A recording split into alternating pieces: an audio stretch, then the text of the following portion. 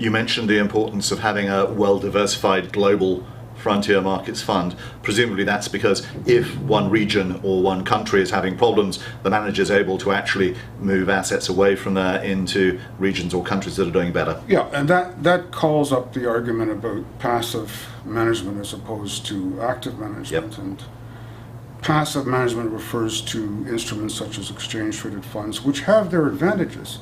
And we're not telling people that they're defective, but we are saying that those mutual funds that have active managers and are actively managed, especially in these cases, are probably better for them. The frontier market ETFs, exchange-traded funds that are available, have some issues, primarily because they tend to be very concentrated in one region or another, correct? They tend to be concentrated in one region, and many of them are concentrated in financials. Yes. And they tend to be concentrated in one area, and they're on an index where the company has no discretion in changing the holdings if times change or if there's a political uproar. Whereas with a global frontier fund, within the framework and the prospectus, the manager has the discretion to move money out of one region or one category and into another category.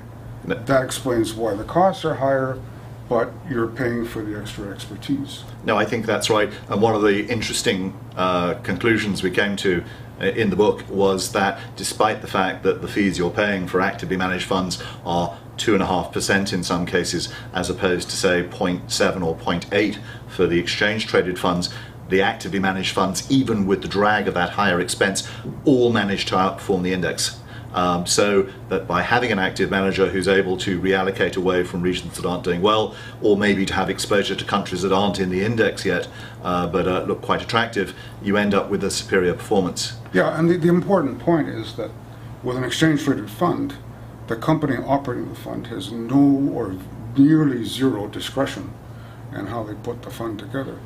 With a global frontier fund, the manager, within the limits set in the prospectus, the manager has the discretion to move funds back and forth between categories. And in this climate, in this political climate where you sometimes cringe when you look at the newscast, it's important to know that a good manager can make these decisions quickly.